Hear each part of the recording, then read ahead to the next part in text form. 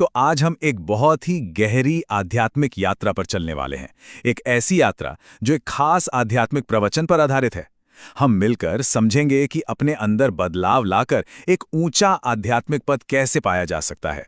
तो सवाल ये उठता है कि आखिर कोई ऊंचा आध्यात्मिक पद, एक हाई स्पिरिचुअल स्टेटस पा कैसे सकता है। देखिए, ये सिर्फ कोई थियोरी वाला सवाल नहीं है, बल्कि एक प्रैक्टिकल सफर है जिसे हम समझने जा रहे हैं। इस सवाल का जवाब हमें 4 हिस्सों में मिलेगा। सबसे पहले हम परमात्मा के निर्देशन को समझेंगे।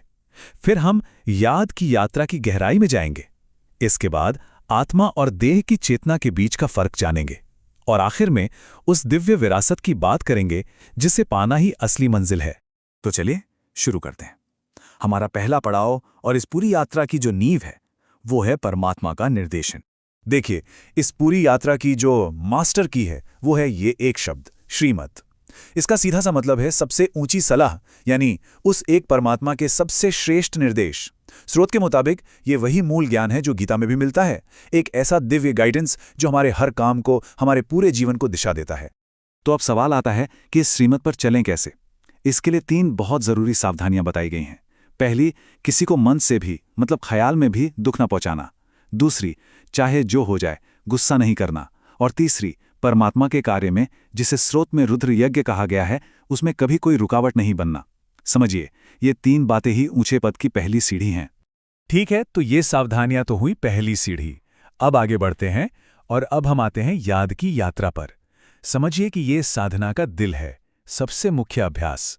तो आखिर ये याद की यात्रा है क्या चीज? देखिए, ये सिर्फ किसी को याद करना नहीं है, बल्कि लगातार बहुत प्यार से परमात्मा की याद में बने रहना है। और इसका मकसद भी डबल है। एक तरफ तो ये आत्मा को बिल्कुल साफ करती है, और दूसरी तरफ हमारे पिछले जन्मों के जो भी बुरे कर्मों का बोझ है उसे जलाकर खत्म कर देती है।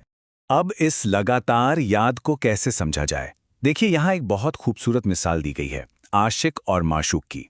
जैसे एक आशिक, एक प्रेमी लगातार अपने माशूक को, अपने प्रिय को याद करता है, बिल्कुल वैसे ही आत्मा को परमात्मा को याद करना है। और जरूरी बात यह है कि ये एक तरफा याद है, आत्मा की तरफ से परमात्मा की तरफ। और जब ये याद की यात्रा चलती है तो वो हमें अपने अगले और शायद सबसे जरूरी पड़ाव पर ले आती है, आत्मा बनाम देह चेतना।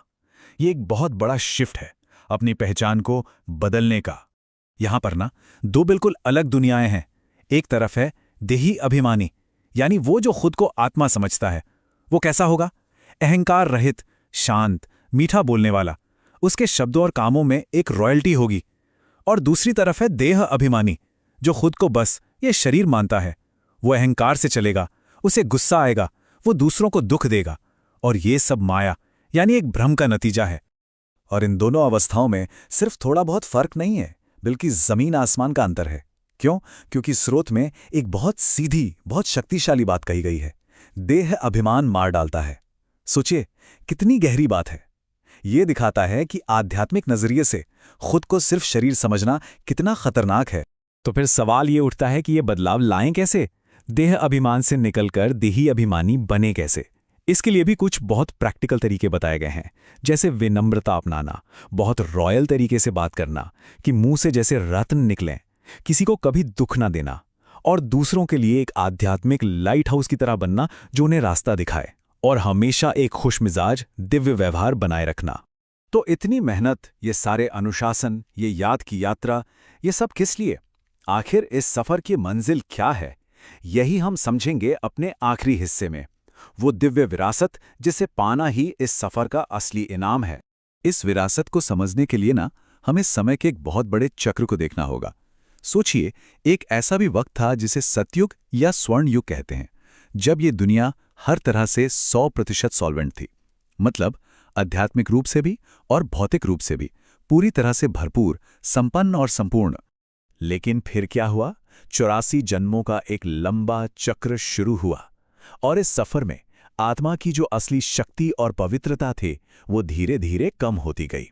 और इसी गिरावट ने दुनिया को आज की इस मैली, या कह लीजिए कि दिवालिया हालत में पहुंचा दिया, जहां दुख और कमियां हैं। तो सबसे जरूरी बात, पॉइंट क्या है?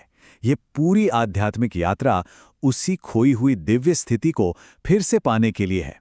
ये एक तरह से स्वर्ग की बादशाही की विरासत पर अपना दावा करने जैसा है, ताकि आने वाले स्वर्ण युग में दुनिया के मालिक बन सकें। तो ये सिर्फ अपनी शुद्धि नहीं, बल्कि दुनिया को उसकी असली संपूर्ण अवस्था में लौटाने का एक जरिया है।